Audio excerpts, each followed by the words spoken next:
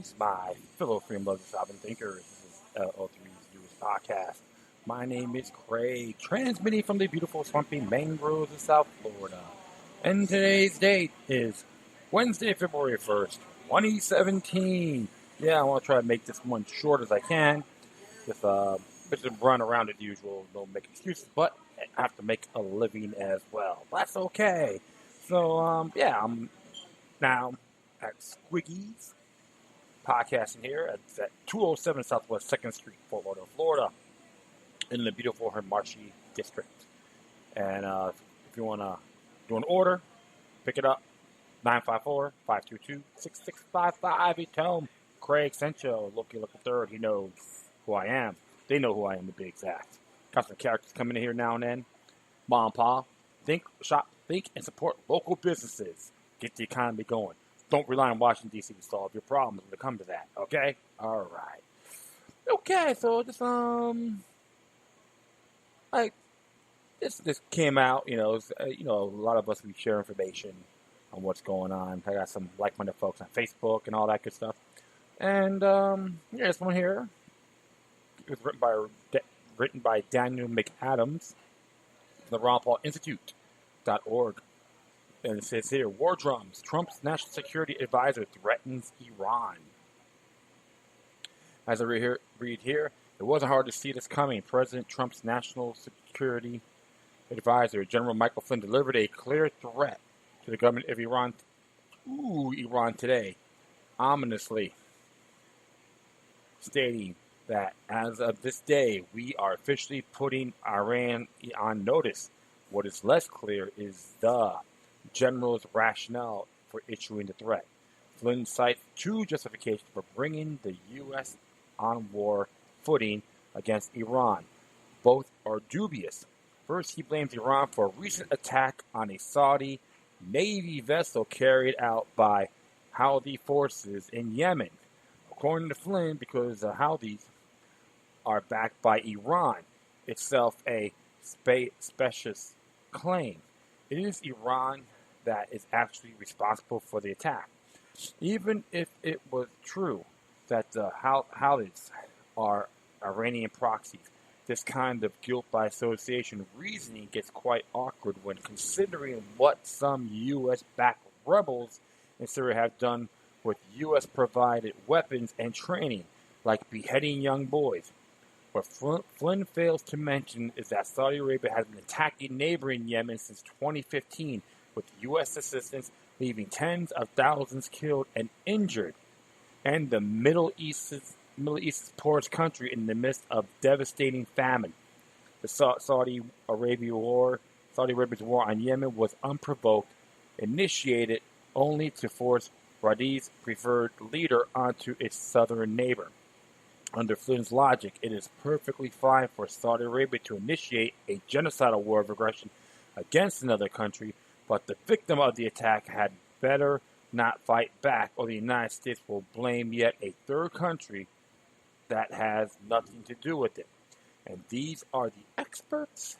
The second reason for putting Iran at top of Flynn's hit list over the weekend, Iran tested a medium-range ballistic missile, which Flynn claims violates the P5+1 negotiated and UN-backed Iran nuclear deal. UN Security Council Resolution 2231 calls on Iran to not undertake any activity related to ballistic missiles capable of delivering nuclear weapons. But this section has been interpreted as a request rather than a prohibition. There are no specific provisions in the nuclear deal that explicitly prevent Iran from testing a missile. In fact, Iran has tested several ballistic missiles since the nuclear agreement was signed, but this time the U.S. reaction is far different. Iran has been emboldened, said General Flynn, by an Obama administration that was weak and ineffective in its dealings with Iran. He went on to lament that Iran has not been thankful to the United States for these agreements. Flynn's subordinate have long complained of his aggressive style, including a demand after the 2012 Benghazi attack on a CIA facility that analysts find some link to Iran. Pressure to stovepipe intelligence to suit a predetermined policy is eerily reminiscent of the methods used to push the 2003 Iraq War. He was fired from his previous job as Defense Intelligence Agency chief for reportedly had his extremely hostile views towards Iran. Adding together, Donald Trump called to the Saudi king where they discussed Iran's destabilizing actions and a preemptive war authorization bill languished in the U.S. House. The current danger of the U.S. strike in Iran is just an accident or a false flag away. So it's interesting, like they can't have missiles, but according to the agreement, it's only a recommendation, a request, not a mandate or a prohibition. But it's okay for Israel and many others to have weapons like this, but they can't. So sometimes you got to see those double standards, dictating other nations and telling them what to do. And I am not crazy or keen with the Iranian government, and I'll say that in good faith. But the people from both sides, the United States and Iran, don't want to go to war with each other. Tell you one thing. You gotta go and attack Iran. It's going to be easier said than done. Because they have a terrain out there which they know very well. We don't want to see this happening. None of us whatsoever. So all these claims, what they say about these mainstream news networks about go there attack, they want that country for a long time. Occupy them and control. They're not part of the banksters' paradise. Well, this is interesting about that because next one I'll be discussing, you can say can relate. It's came from the antimedia.org, and this one here is about Iran just officially ditched the dollar in major blow to the U.S. Here's why it matters. This is by Alice Salas. Following President Trump's ban on travelers from 7 predominantly Muslim countries, the Iranian government announced it would stop using the U.S. dollar as its currency of choice in its financial and foreign exchange reports. The local Financial Tribune reported, and you can get the link on it too. So, Iran Governor Vollah Seif's central bank announced a decision in a television interview on January 29th. The change will take effect on March 21st. It will impact all financial and foreign exchange reports. Iran's difficulties in dealing with the dollar, Seif said, were in the place for the time of the primary sanctions, and this trend is continuing. But when it comes to other currencies, he added, we face no limitations. In a piece published by Forbes, Dominic Dudley contends that this move is significant in the light of the recent Muslim ban announced by Trump. Iran's nationals were added to the order issued by the current U.S. administration, which prompted the Iranian government to vow to stop issuing visas to U.S. citizens. Dudley notes that since 1975, no American have been killed in terrorist attacks in the U.S. by citizens of the countries included in the ban, while countries such as Saudi Arabia, home of 15 of 19 terrorists involved in the 9/11 attacks, were left out of the list of prohibited countries. And I understand that too. So, despite the country's decision to halt the use of the U.S. dollar as base its currency for exchange with other nations, Iran's top export is oil. In the global market, oil is mainly purchased and sold in U.S. dollars, petrodollar to be exact. This fiscal year, Iran is expected to earn $41 billion from oil sales, with countries like United Arab Emirates and China as their top clients. It is still uncertain how the country will manage to switch currencies without relying on the American currency. The Chef Dudley notes will add a degree of currency risk and volatility, and is likely to complicate matters for the authorities. But this matter because predominantly Muslim countries left out of the Muslim ban include Saudi Arabia, one of the world's top oil exporters. In the 1970s, the Arab nation struck a deal with U.S. President Richard Nixon, establishing an alliance that would maintain the dollar as a standard oil exchange currency in exchange for military support from America. They used the dollar as a standard currency for oil exchange, was accepted by Saudi Arabia and the retaining a block of the Organization of the Petroleum Exporting Countries, or OPEC, which include Iran and 11 other Middle Eastern, African, and South American countries. OPEC countries account for 42% of the global oil production, holding 73% of the world's oil reserves. Due to its influence, the use of the U.S. dollar and the standard agent's currency helps to keep demand for the U.S. dollar high, given the currency the support it requires to remain the world reserve currency. And preventing the effects of inflation from hitting the U.S. consumer. Iran's decision to exit this deal might impact the U.S. economy and threaten the dollar, prompting the U.S. government to take a stern measures to combat Iran's actions. After all, Iran holds 13% of OPEC's oil reserves. So with that, it can inflate, even in the gasoline at the gas stations. All right, and the thing about the petrodollar, it is fiat, so there's no gold commodity backing. That's still dangerous one way or the other. So you have to see that as well. But the whole thing is with Iran, okay? Like I said, it's been the battle been happening for a good political conflict, I would say, cloak and dagger conflagration, politically speaking, since I would say the past 64 years, I would say, almost 63 and a half, 64 years, 1953. Operation Ajax, which I'm going to add that to the list because the truth of the matter is the CIA confirms role in the 1953 Iran coup, which is considered Operation Ajax. It was posted August 19, 2013 from the National Security Archive, which they fought this tooth and nail. All right? You even have to take it to court to do the lawsuit, to have the CIA release these documents from under the Freedom of Information Act. And it's really meritable, I will tell you that for sure. So then you can really understand the bigger picture of what's been happening since that time.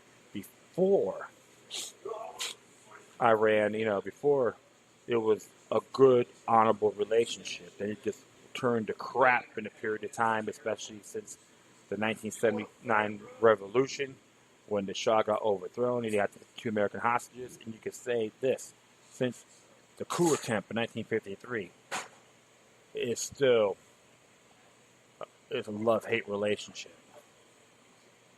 This is why I always tell my friends out there, you gotta always look at the history, how all this occurred, and blow back. Folks, take a chance to read that book. It's by Chalmers Johnson.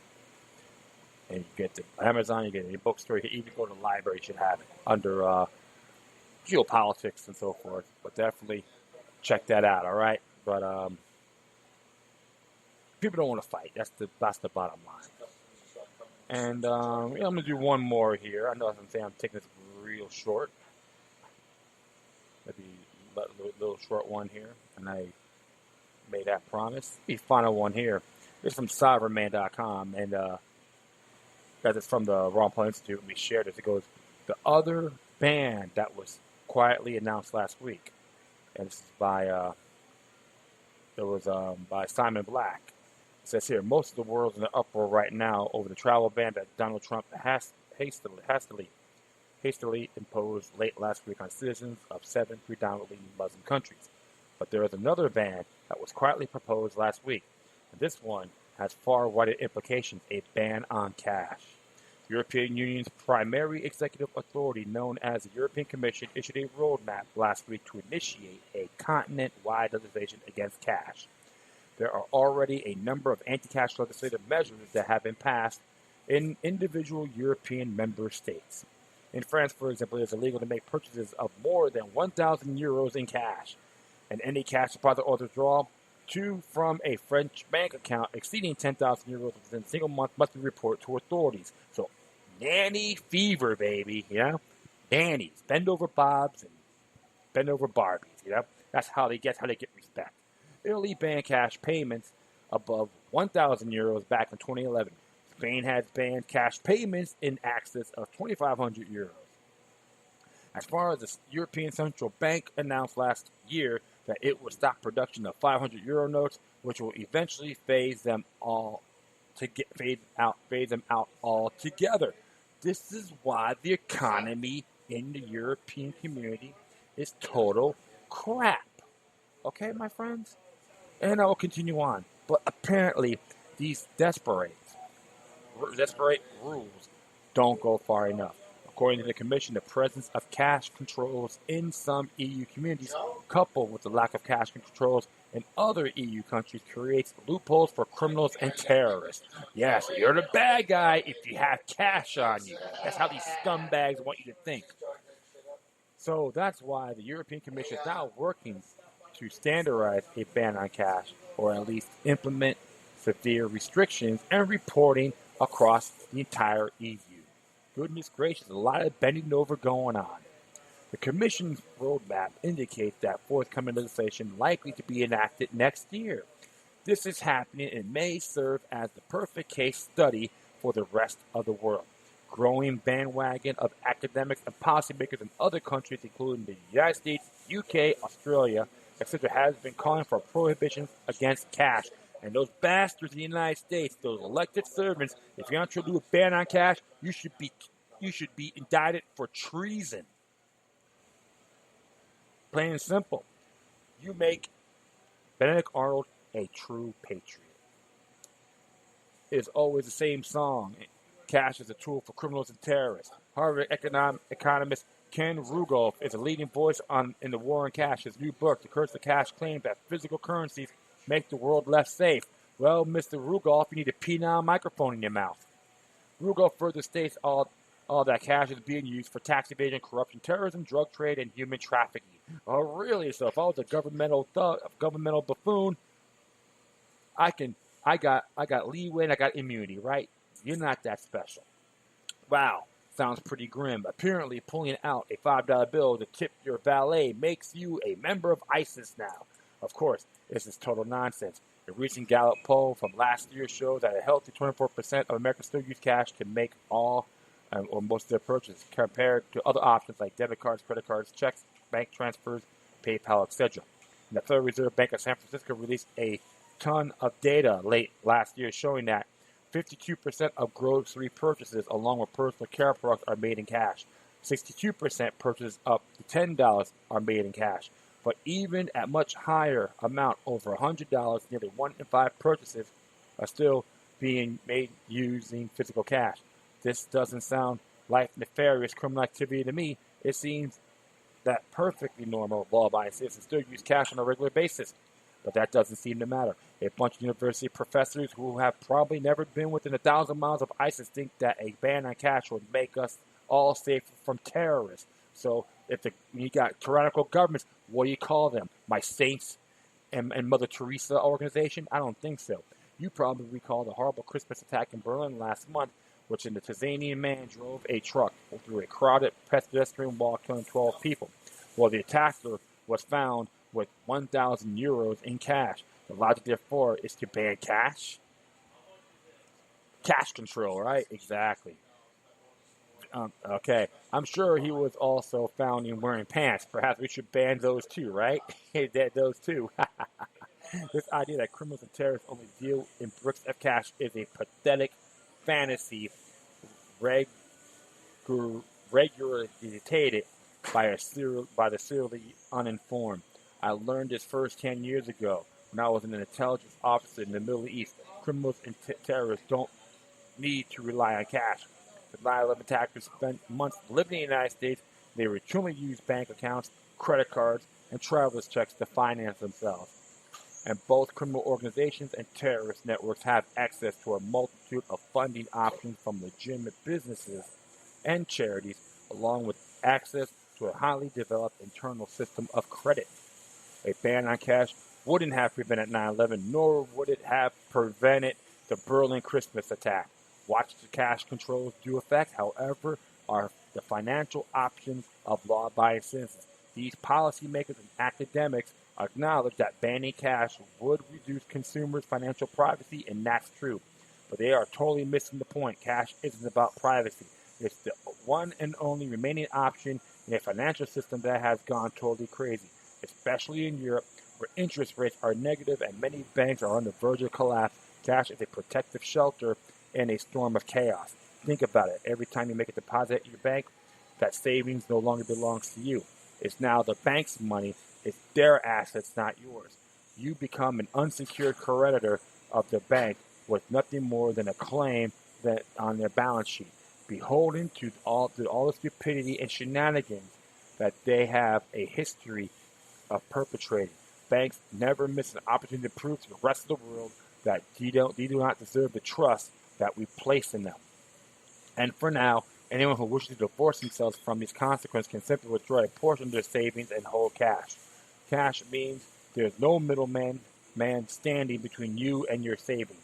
Banning it for any reason destroys this option and subjects every consumer to the whims of a financial system that is stacked against us. And there you go.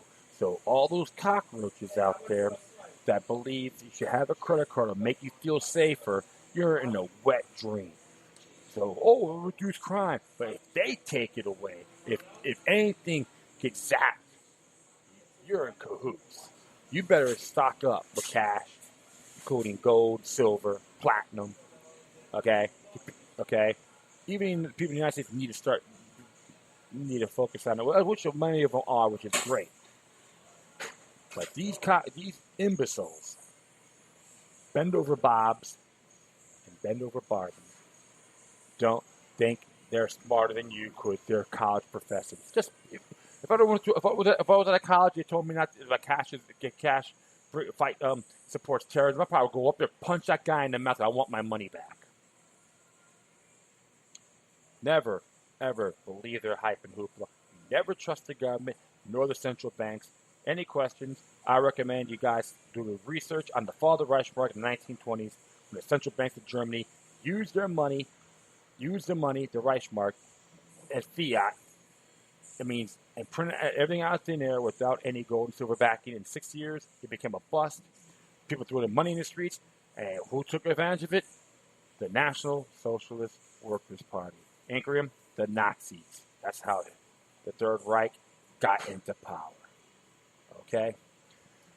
All right. That is all for now. I thank everyone for listening to the show. Plus, feel free to download and share this throughout your social media networks. If you have any questions, comments, or you want to send me something that's interesting I may want to check out, whatever you do, please deliver your correspondences with decorum.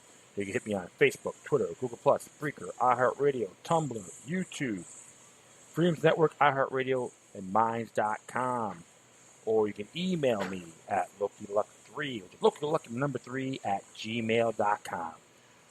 Once again, thank you for your time. Plus, always remember that the demoniac resistance is healthy for the soul and can liberate humanity. Until next time, take care of yourselves. Keep on spreading the love, and may your guardian spirits be with you.